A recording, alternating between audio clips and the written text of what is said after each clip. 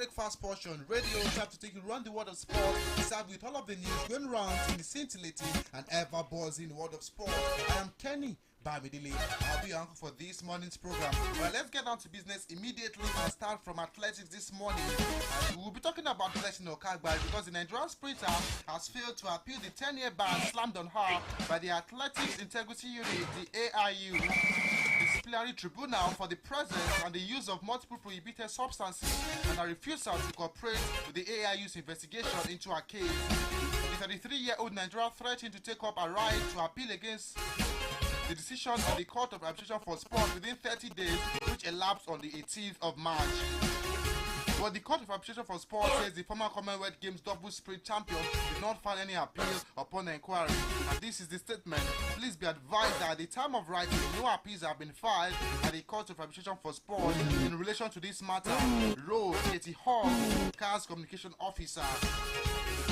So she's willing to accept a 10-year ban. That's the news we are getting concerning Blessing Okagbari. Not too good one in that world. Alright. The Honorable Minister for Youth and Sport Development, Amutajero, has applauded long jumper Ibr92.5FM over a silver medal. A silver medal win at the just concluded World Athletics Indoor Championship in Belgrade, Serbia. Ibr92.5FM lead and distance of 6.85 meters to finish in second place in the long jump event behind home girl Ivana Vuleta, who won gold with a jump of 7.06 meters. Another Nigerian, Ruth Usoro, set a new personal season best with a leap of 6.69 meters to place 8 in the event. Women's silver medal in Nigeria's first podium finish at the indoor tournament in 14 years. The Sport Minister Amutajero urged Ibr92.5FM to maintain her focus and discipline so she can keep improving her performance and continue to do the nation proud. That's the statement coming from the Sport Minister applauding Ibr92.5FM and other Nigerians at the indoor championship in Belgrade, Serbia. Alright, away from that, counting down to that big game on Friday, the Super Eagles of Nigeria against the Black Stars of Ghana, and the latest updates in the camp of Nigeria. The latest players have arrived camp. Shehu Abdullahi, Francis Zor linked up with their teammates ahead of that World Cup playoff against the Black Stars of Ghana. After dinner, 12 players were in camp, with the rest expected to join up. William Trust Ekong, Leon Balogun, Shemi Ajayi, Olaino, Frank Oyeka, Odioni Gallo, Daniel Akpeyi, Ahmed Musa, Ogenekaro Etebo, Kelechi Iheanacho, Shehu Abdullahi, Francis Zor were the players available. The Super Eagles have their first training session at the Moshood Abiola Stadium in Abuja today. The three-time African champion will face the Blacks in the first leg, a playoff at the Baba Yara Stadium in Kumasi on Friday. The reverse fixture is built to hold at the Moshood Abiola Stadium 6 days later.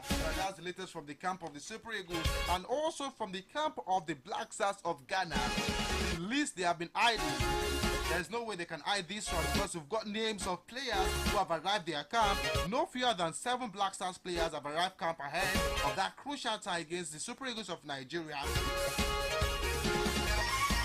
Among the players spotted in camp are Arsenal midfielder Thomas Partey, Edmond Ado, and the Yodom, Swindon Town goalkeeper Jojo Wallacor, Sheriff Tiraspol midfielder Edmond Ado, and Fatau Ishaku.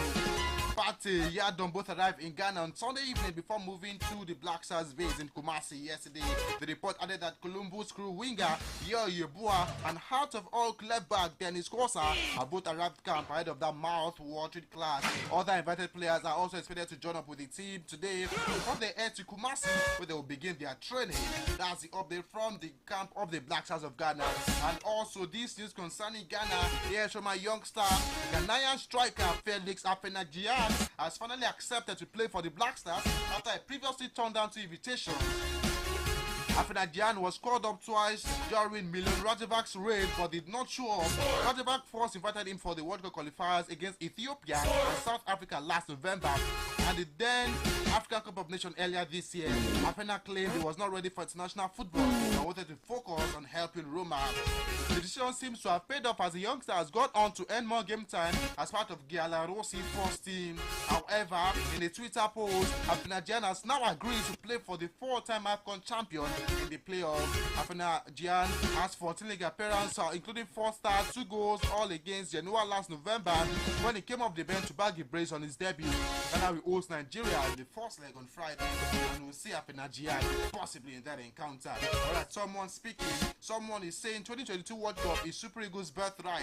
That is not coming from me, it is coming from the former Ibr coach Kadri, who has affirmed that nothing can stop Super Eagles from qualifying for the World Cup because it's Nigeria's birthright. Ghana made this on in an interview where he said the Black Stars of Ghana don't have the firepower to stop Super Eagles of Nigeria.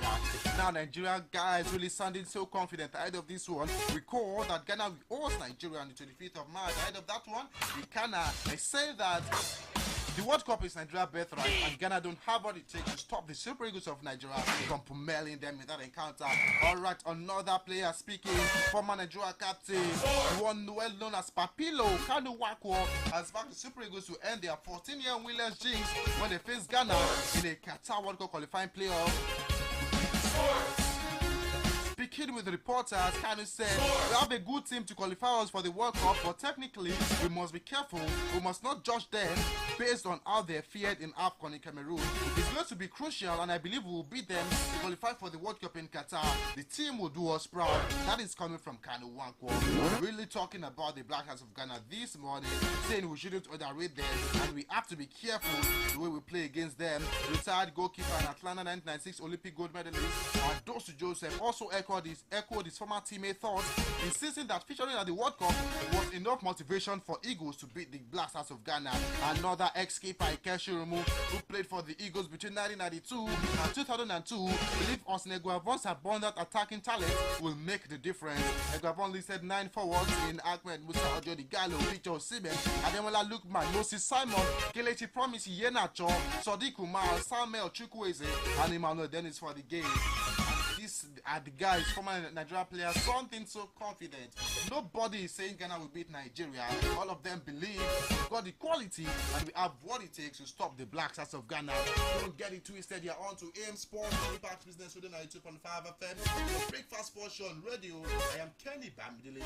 Let's go foreign this time and talk about this news concerning Chelsea Football Club and of course the bidders. The buyers for Chelsea, those who want to buy Chelsea Football Club, Rain Group reportedly made a decision regarding a short list of candidates who are interested in buying Chelsea today, after a deadline for a proposal to be submitted was set last Friday. The investment group have been tasked with trying to determine the most suitable bidder. As expected, there have been lots of interest for Chelsea. As a matter of fact, the Nekandi Consortium has increased their offer to buy Chelsea, and they are leading the race to buy Chelsea Football Club. Here is the update concerning Nekandi Consortium leading the race to buy Chelsea Football Club. Nick Candy's consortium have confirmed that they've increased their offer for Chelsea.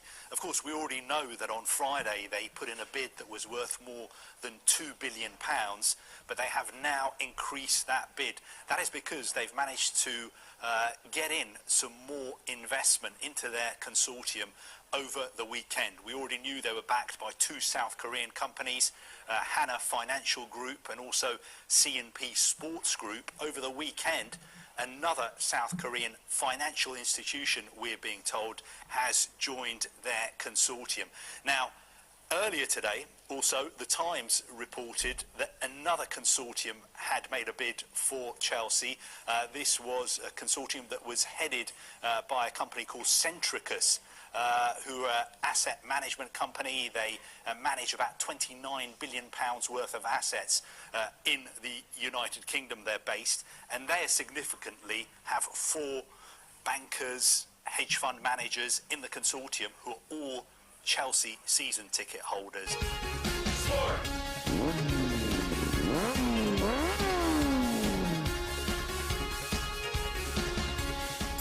The Nekani Consortium leading the race to buy Chelsea. Earlier yesterday, it was revealed that a British-based consortium had come together with the leading 4 members, all said to be Chelsea season ticket holders.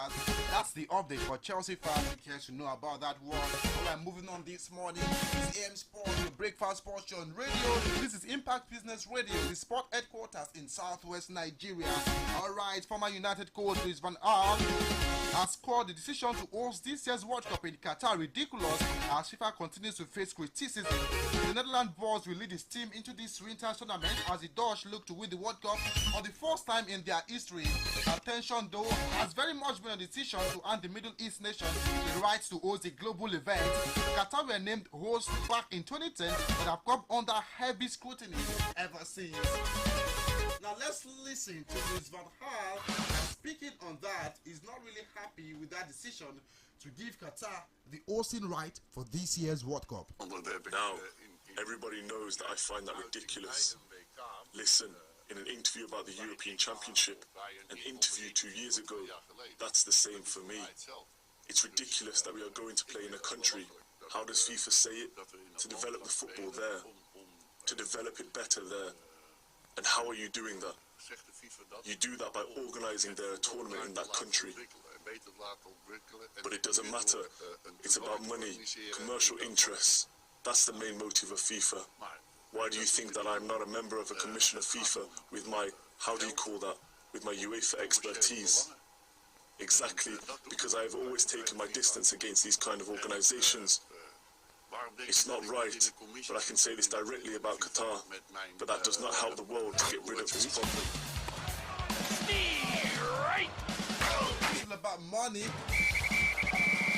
Coming from Luis van Gaal this morning, speaking on the hosting right of this year's World Cup handed to Qatar, saying it's not for the development. FIFA doing this different motive.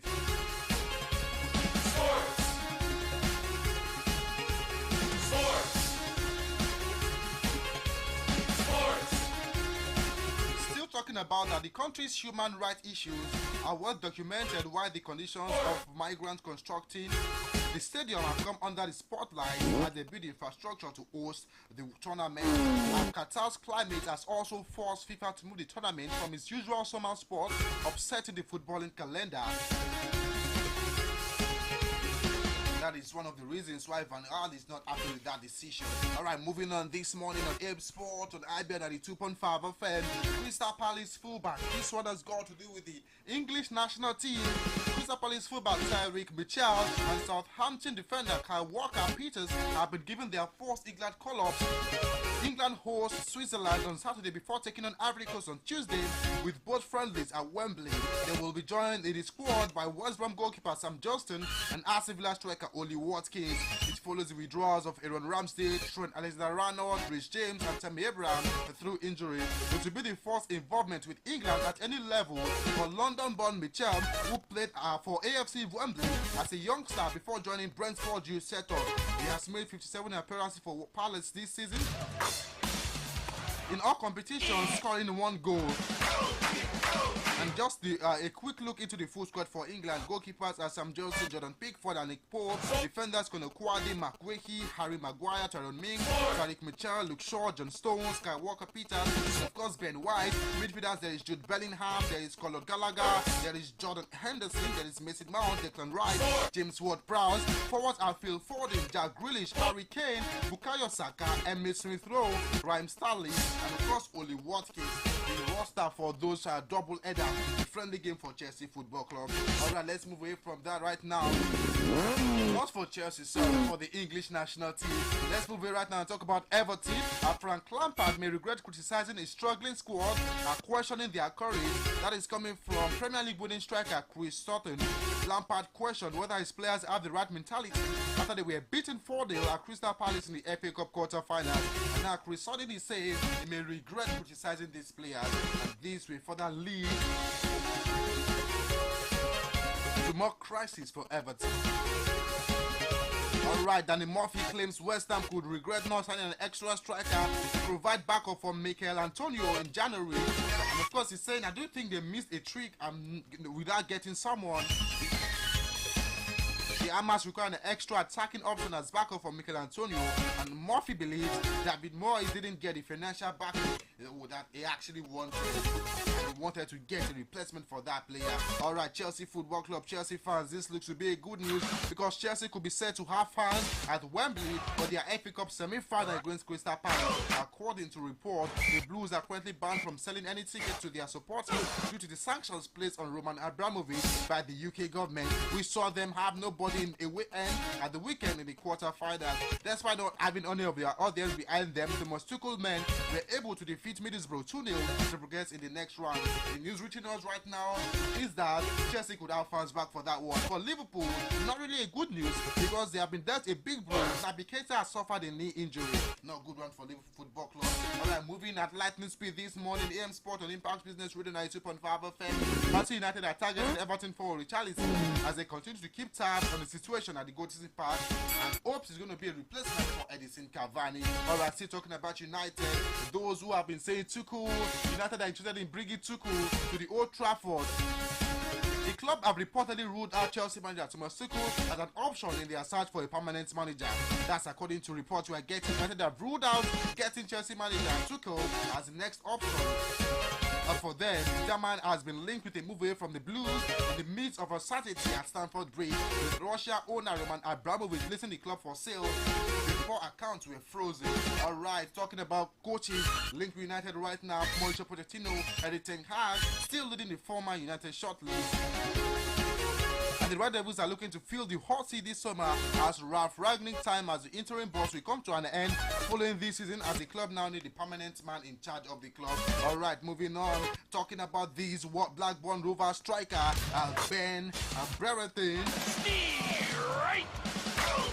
He's actually injured and unsure if he will feature for Ukraine. The Blackburn striker Ben Brereton Diaz has flown to join Chile for the international break, but the championship club are unsure whether the injured forward is fit to play for them in that war. Alright, Kepa Arrizabalaga is attracting interest right now. Newcastle wants to sign him and it's also been listed alongside in Henderson. Newcastle looking to bring one of these two guys. Ivan Toney, Brentford striker, has once again criticized Brentford in a video which has gone viral online. The 26-year-old has previously shocked the football fans when he previously said the middle finger gesture while on holiday, which was something that he had to come out to apologize for, and is repeating the same thing. Not a good one concerning Ivan Toney. Alright, from the National Basketball Association on AM Sport this morning, games played at the early hours of today. The Phoenix Suns destroyed Detroit Pistons from 135 to 108. Devin Booker dropped 30 points for them. Meanwhile, for Detroit Pistons, Corey Joseph just had 21 points. That was definitely not enough for them to beat the Phoenix Suns. Houston Rockets defeated Sacramento Kings 118 to 112. Christian Wood got 23 points, and with the Hield added 27 for Sacramento Kings. The Golden State Warriors lost to Minnesota Timberwolves. Golden State Warriors fans, what is happening to your team?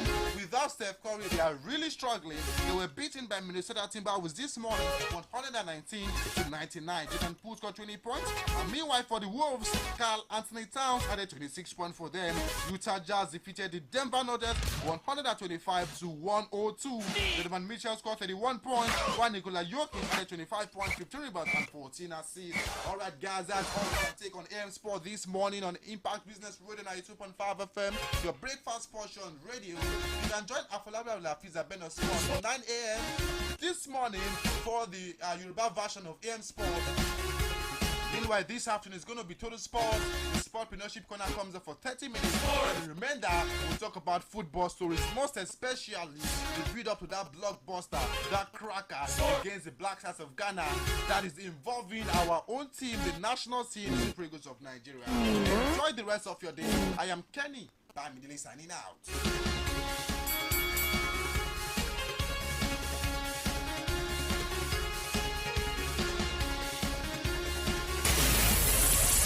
For the very best in qualitative and informative news with educative program on the go, tune in to Impact Business Radio 92.5 FM. Impact Business Radio. We mean business. This is Impact Business Radio, IBR. We mean business.